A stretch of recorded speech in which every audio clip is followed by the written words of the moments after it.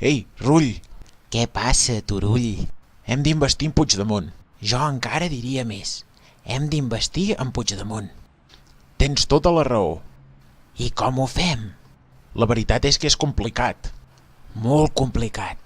I si ens investeixen a nosaltres? Aquesta és molt bona idea. Però només pot ser un. Llàstima, tens raó. Crec que només pot ser en Puigdemont. Diuen que l'Elsa Sartadi té molts números, Molts números. però al final és qui menys et penses. El millor és en Puigdemont. Jo encara diria més. El legítim és en Puigdemont.